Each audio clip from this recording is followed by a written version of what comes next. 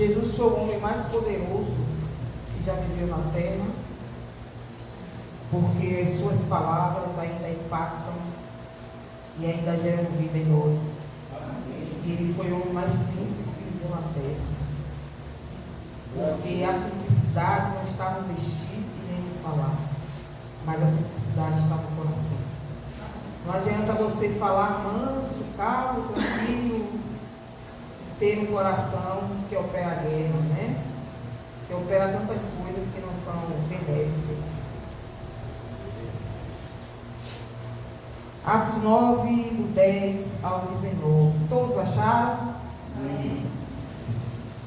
Diz assim: Ora, havia em Damasco um discípulo chamado Ananias. Disse-lhe o Senhor numa visão: Ananias, ao que respondeu: Eis-me aqui, Senhor. Então o Senhor lhe ordenou: Dispõe-te e vai à rua, que se chama Direita, na casa de Judas, procura por Saulo, apelidado de Tarso, pois ele está orando.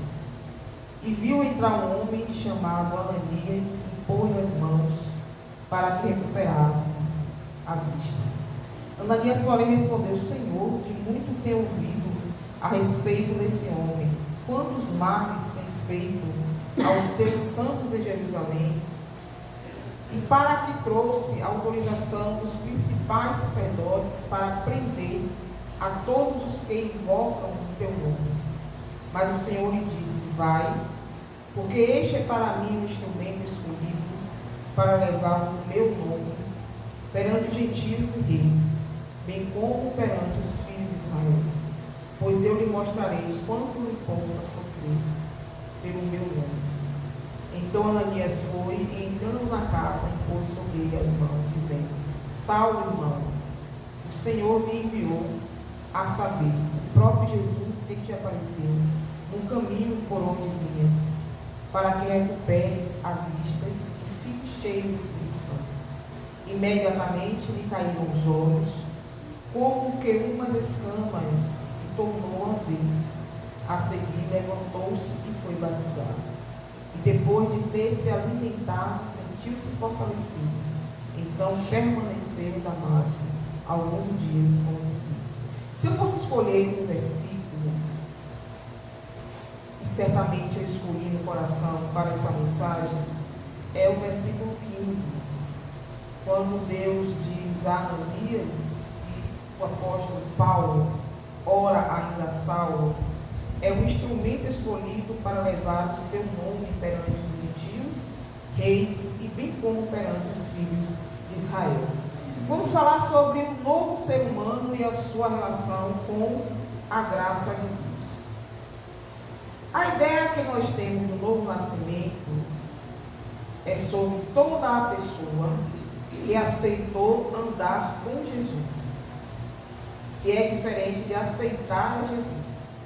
Geralmente, quando nós temos a tradição, né, dos apelos evangélicos, e aí, para que a gente entenda que aquela pessoa está aceitando a Jesus, a gente pede para aquela pessoa no meio da plateia: levante a mão, depois vá lá na frente para que receba a oração, e para que todos vejam que ela está disposta ou aceitando a Jesus, e posteriormente entrar na comunidade de fé. Mas aceitar Jesus é diferente do que levantar a mão, porque aceitar Jesus é aceitar andar com Jesus no caminho do Evangelho. E Saulo aqui, então, ele estava indo para perseguir aqueles do caminho, que era assim ainda conhecido os cristãos, que se achassem nas sinagogas de Damasco. Então, aqueles do caminho de quê? Do caminho de quem? Do caminho de Cristo e do caminho do Evangelho. E isso vem alguns sinais que a Bíblia ela nos dá através dos seus relatos, começando por o livro de Atos, como base fundamental do início da história da igreja primitiva. É no livro de Atos que nós vamos ver as primeiras conversões, os primeiros mártires sendo mortos, por amor a Cristo e em amor ao Evangelho. É no livro de Atos que nós vamos vendo a conversão do grande apóstolo dos gentios, que é o apóstolo Paulo. É no livro de Atos que a gente vai ver as viagens missionárias que o apóstolo Paulo faz. É no livro de Atos que nós vamos ver sobre sua prisão, sobre o seu cárcere, sobre a dificuldade que a igreja passou, sobre as suas perseguições.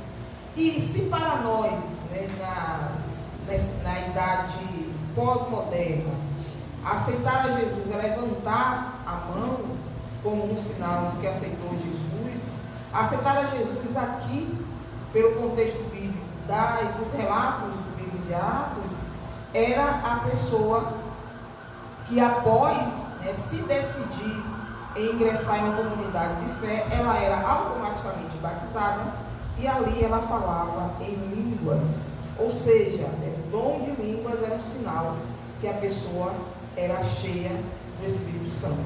Mas com o tempo, o apóstolo Paulo ele vem amadurecendo a ideia, ele vem amadurecendo os seus conhecimentos, e o apóstolo Paulo ele nos orienta que para uma pessoa ser cheia do Espírito Santo, está associado não ao falar o dom de línguas, mas estar associado à forma espiritual e material que o Espírito Santo se manifesta através dos dons do Espírito. E lá em Gálatas 5, de 22 a 26, ele vai falar sobre os dons do Espírito. Ele vai fazer uma relação, e essa relação em relação às nossas vidas mostra que uma pessoa que é cheia do Espírito, pelo menos ela tem que ter alguns dons que estão referidos aqui. Fruto do Espírito, né? Em Gálatas 22, 5, de 22 ao 26, que diz assim: mas o fruto do Espírito é amor, alegria, paz, longanimidade, benignidade, bondade, fidelidade, mansidão, domínio próprio. Contra estas coisas não há lei. E os que são de Cristo Jesus crucificaram a carne com as suas paixões e concupiscências. Se vivemos no Espírito, andemos também no Espírito. Não nos deixemos possuir de vanglória, provocando uns aos outros, tendo inveja uns dos outros. Então, esse fruto do Espírito, essa manifestação, ela não fica apenas de forma espiritual, mas ela é manifesta de forma material. Se eu chegar aqui para os irmãos e começar a falar em línguas, né, na glossolalia, que é a língua dos anjos, a Bíblia diz que não tiver quem intérprete, não haverá nada. Os irmãos vão ouvir, vão olhar um para a cara do outro, às vezes ela está falando um clima, se não houver interpretação. Então, para que haja um conhecimento, para que haja um entendimento do que está sendo dito, tem que ter uma interpretação. Porém, eu não vou ficar o tempo todo falando em línguas. Mas o fruto do Espírito, ele precisa ser manifesto na nossa vida, de maneira visível, para que as pessoas assim venham conhecer que o Evangelho está em mim e que eu estou no Evangelho de Jesus. E isso caracteriza também um novo nascimento, um novo ser humano. Agora, a relação com a graça de Deus. Tem muitas pessoas que têm uma dificuldade até hoje de chamar Deus de Pai. A gente sabe que a Bíblia nos ensina, Jesus nos ensinou que Deus é Pai nosso, que Ele é Pai de todos. Mas tem muitas pessoas que têm essa relação de chamar Deus de Pai, porque ela teve uma relação conturbada com seu pai, né, terrestre. E a ideia do Pai é uma ideia que está vamos dizer assim, no nosso inconsciente de massa, nosso consciente. Todo mundo aqui tem uma ideia do Pai, né? O pai que ama, o pai que abraça, pai que conduz, o pai que dá segurança. E muitas vezes essa ideia é uma ideia romantizada, porque o Walt Disney, ele também ajudou a gente a perceber as coisas muito assim. Quando vem também os contos infantis, os reis, que tem lá sua filha lá presa no castelo, aí de repente vem um ogro e vai lá salvar a filha, porque ele vai lá salvar a moça, porque está recebendo a recompensa, e ele vai vencer um dragão. Mas ao contrário da história de Shrek, quem é que vai pegar lá a Bela Adormecida? É quem? Quem é que vai pegar a Bela Adormecida? Hã? A bruxa? Não, é o príncipe. E vai lá no castelo, dá um beijo de amor nela, e ela acorda, né? Oi? Pegar no sentido de salvar. De salvar. E ela acorda. E a gente tem ideia, príncipe encantado, daquela coisa bem lúdica, daquela coisa bem romântica, e nós temos ideia de pais assim. Só que na realidade a gente sabe que existem muitos pais que traz uma história traumática, principalmente para as suas filhas, onde muitos deles são abusadores físicos, abusadores emocionais, onde são homens violentos com sua esposa, onde são homens que ensinam seus filhos a serem violentos, serem brutamontes. E essa relação, muitas vezes, Deus, o Pai, ela é dificultosa da pessoa se relacionar com esse Deus. E vem a graça de Deus e nos ensina que ela própria nos reconstrói em Deus. Ela própria nos dá uma possibilidade de não mais, com o entendimento, com a vivência do Evangelho, não mais a gente ficar olhando para trás. Porque isso é uma automutilação emocional, quando você fica preso nas lembranças do seu passado, e lembrando muito daquilo que aconteceu. Mas a graça de Deus, ela diz que Deus é amor. E o apóstolo Paulo, aqui em 1 Coríntios 12,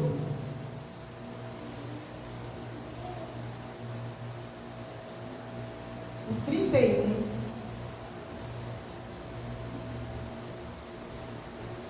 e o versículo 1 do 13, ele vai dizer, 12, 31, entretanto procurai com zelo os melhores dons. E ele vai dizer, olha, eu passo a mostrar-vos ainda um caminho sobremodo excelente. Ainda que eu fale a língua dos homens, dos anjos, se não tiver amor, serei como bronze que ressoa, ou como símbolo que tira. E o apóstolo João, como todos nós sabemos, ele diz que Deus é amor. E Paulo aqui no versículo 13, do 1 Coríntios 13, ainda 13, ele vai dizer, agora pois, permanece a fé, a esperança e o amor. Esses três, porém o amor, o maior destes é o quê? É o amor. Porém, o maior desses é o amor. E a graça de Deus, ela nos reconstrói, porque ela é o amor de Deus revelado para cada um de nós, de uma forma que nos surpreende. A gente vê Deus, aí você pode estar me fazendo que perguntas, né? É claro que a gente não vê Deus. A gente sabe que Deus existe. É claro que a gente não sabe que Deus existe. Que pergunta é essa que você está fazendo? Né? A gente sabe que Deus está em todos os lugares. É claro que a gente não sabe que Deus está em todos os lugares. Mas o que é o amor? Desse Deus que o apóstolo Paulo diz que não é corpóreo, mas que é invisível, e que pela fé que há em mim faz eu crer em algo que eu não vejo. E que era isso que confundia as nações do Velho Testamento. Todos eles tinham seus deuses visíveis, e o Deus de Israel era invisível, e era o Deus mais poderoso que existia. E eles ficavam confundidos: como é que o Deus não tem rosto? Como é que esse Deus não tem forma e faz tantas coisas assim? O que nos dá certeza nas nossas incertezas é algo que nós sentimos e que é algo tão individual quanto a nossa fé. É a presença de Deus. E a presença de Deus revela para a gente o amor de Deus.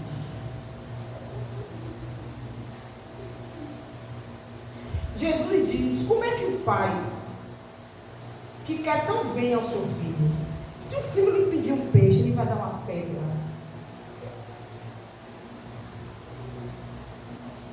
Como é que o filho, o pai, ele quer o melhor para o seu filho? Né, pastor Mário? Como é que o pastor Israel lhe pede um peixe, você chega para ele e dá uma pedra? O coração não deixa fazer isso. E o amor de Deus, essa graça que nos reconstrói, é que o próprio Deus, pacientemente com a gente, ele se revela através do seu amor e através da sua presença. Para mim, não existe definição maior sobre Deus do que a definição que Jesus fez. Deus é o quê? Espírito.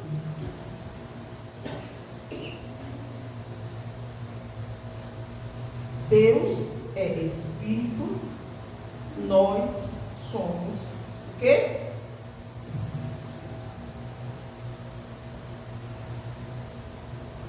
E há um único ser que tem consciência de ter percepção da presença de Deus é o ser humano. Porque o Espírito que há em mim, que há em você, é Deus em mim e Deus em você. E esse Espírito, ele nos reconstrói, porque ele sabe aonde dói nossas vidas. Porque ele consegue ir aonde eu não consigo ir. E ele consegue nos afetar com tanto afeto, que existem lugares na minha vida que eu não sei, mas ele sabe. E o apóstolo diz: olha, a fé, ela permanece, a esperança permanece, mas o amor é o maior de todos. Esse permanecerá para sempre. Porque se eu perder a fé, se eu perder a esperança, mesmo assim eu saberei que Deus é amor e que Deus me ama. Porque eu sentirei na minha vida o amor de Deus, o cuidado de Deus para comigo. E é isso que muitas vezes os religiosos não entendem a graça de Deus. Sabe que a graça de Deus não é algo cristalizado, não é algo cheio de rancor. Que a graça de Deus não nos impossibilita de alcançarmos o seu perdão. Que a graça de Deus não está olhando para quem ora mais, para quem ora menos, para quem não ora. Isso não é necessidade nossas. Que a graça de Deus, ela se derrama diante de nós, nas nossas mais infinitas e empobrecidas dificuldades e necessidades que nós, como seres humanos, nós temos. E nós vamos aprendendo com Ele, porque a graça de Deus, na nossa relação com Ele, ela nos ensina. E para que a gente venha entender isso, Jesus conta uma parábola. Ele vai falar sobre a parábola do filho pródigo. Todo mundo aqui conhece essa parábola. Pródigo significa gastador. O pai podia dizer ao filho: não, eu não vou lhe dar a sua herança, a sua parte. Você só vai ter sua herança quando você morrer. Quando eu morrer, desculpa. Mas eu não vou lhe dar a sua parte da herança. O pai simplesmente entende a necessidade que o filho naquele momento precisava. Ele não tira dele a sua necessidade. Ele investe na necessidade do filho e deixa o filho partir. E o filho parte. E o filho gasta todo o seu dinheiro. Não se preocupa com o dia da manhã. Não faz igual os mais velhos que diz pra gente, sempre, mãe dizia, sempre guarde uma ponta. Porque você não sabe quando é que você vai precisar. Sempre tem uma reserva. Ele nem estava preocupado com essa reserva. Ele gastou, foi tudo. E no momento que ele tinha vivido de tudo que ele queria, suprido todas as suas necessidades, ele se lembra e ele diz: olha, na casa do meu pai tem comida em abundância. Na casa do meu pai tem tudo que eu preciso. Eu vou voltar me colocando em uma condição de empregado. Ele vai me aceitar. Eu não tenho mais herança mesmo. Ele vai pagar o meu dinheiro e eu vou viver daquilo que ele me pagar. E é interessante que Jesus, nessa parábola, Jesus diz que o pai, em todo tempo, estava olhando o mesmo caminho que o filho foi, porque ele sabia que naquele mesmo caminho o filho voltaria. O que nós podemos absorver disso um pouco? Que existem coisas que Deus, Ele vai deixar. Mas não é por falta de amor, não. Ele vai deixar acontecer na nossa vida. Não é para a gente quebrar a cara como as pessoas dizem, não. Ele vai deixar os caminhos se entrelaçarem, os caminhos unirem, a gente fazer aquilo que a gente quer. Para a gente entender que o amor dele faz ele olhar para o caminho o tempo todo, esperando a gente se conscientizar de que precisa estar na presença dele. Isso não significa que a presença dele ou que o olhar dele saiu sobre nós, não, porque ele estava o tempo todo ali olhando para o caminho que o filho foi. Ele vai voltar, e quando ele voltar, eu vou celebrar o amor que eu tenho por ele. E Jesus conta que quando o filho voltou cheio de preocupação, tudo esquematizado na cabeça. Meu pai, me perdoa, eu errei, eu falhei, eu pequei. Aí ele chegou lá cheio de culpa, né? Cheio de dor, cheio de situação, porque o fogo já estava tudo esquematizado o que ele ia falar. Aquele filho não poderia errar no script. Aí Jesus vai dizer: o pai não estava nem aí para o que ele estava falando. O pai beijou, abraçou, mandou que vestisse a melhor roupa, entregasse o melhor anel e celebrasse uma festa. Porque naquele momento o filho dele entendeu que a graça dele nos ensina a andar nos nossos caminhos. E muitas vezes a nossa relação com Deus, ela é agitada, ela é embaralhada, ela se torna difícil, porque a gente entende que as nossas querelas, que as nossas feridas, sabe, que as nossas culpas, que a nossa ideia, o nosso pensamento, aquilo que nos foi ensinado, aquilo que nos foi construído, é uma grande barreira para eu entender que não existe nada que eu faça mais e nem a menos para que Deus me ame mais ou para que Deus me ame menos. O amor de Deus, ele é em um único nível que atinja a cada um de nós. E a revelação do amor dele para conosco, como assim ele fez com o filho pródigo, é um processo de estabelecimento de cura também para as nossas vidas. Porque aquele filho celebrou, mas existia um naquela casa que não aceitava e não aceitou aquilo, porque ele nunca teve coragem de ser diante de Deus o que ele deveria ser.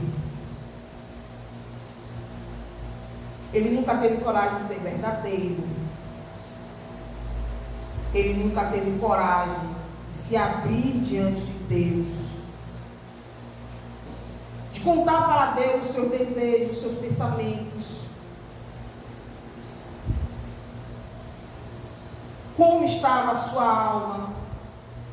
E eu não estou falando para vocês num nível que Deus não saiba, porque partindo do princípio da onisciência, Deus sabe. Mas isso não é para Deus, é para nós. A gente precisa enfrentar o que existe dentro de nós.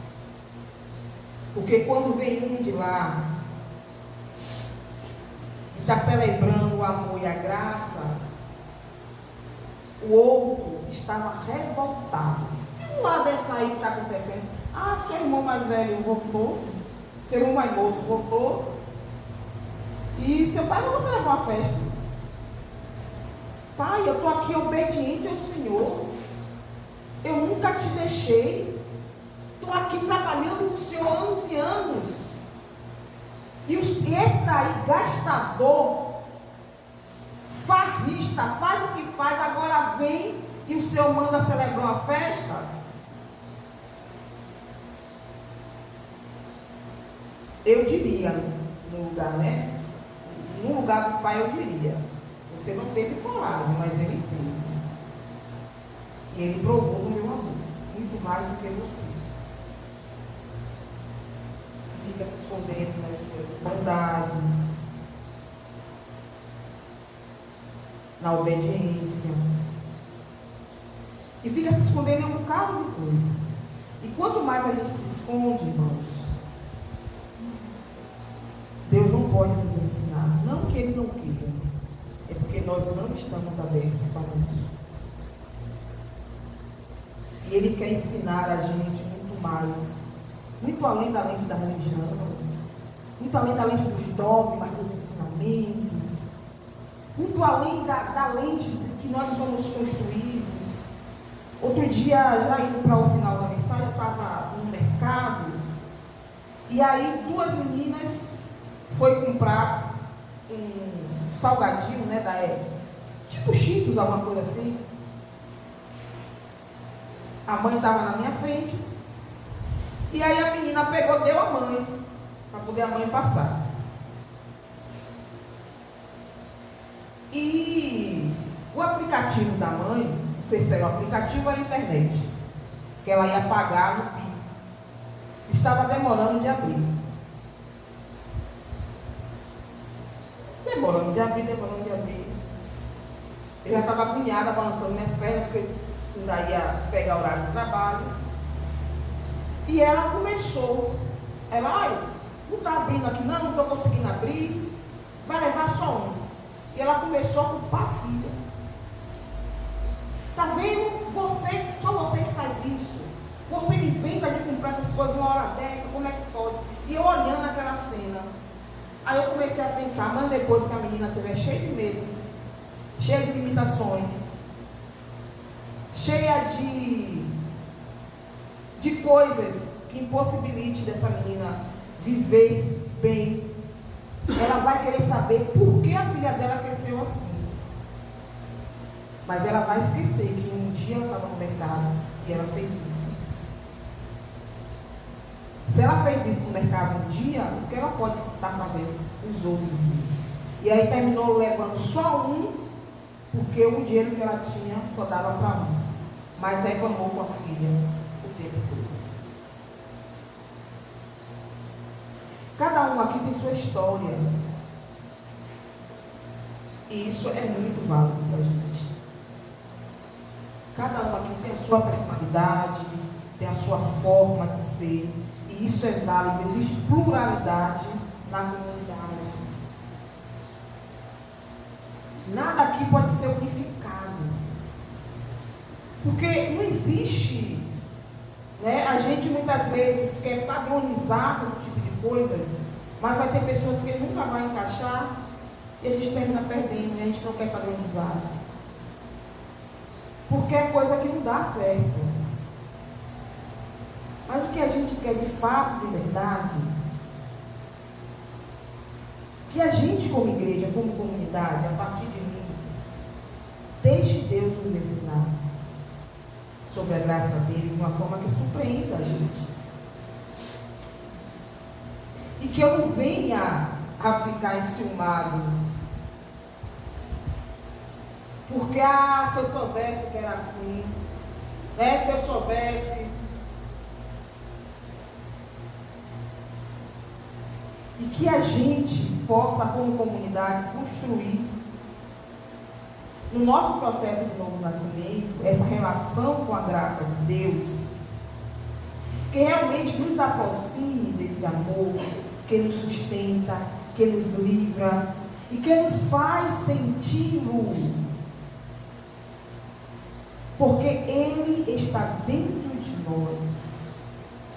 O salmista vai dizer, olha, se eu for ao céu, o Senhor lá estás. Se eu for às profundezas, o Senhor lá estás.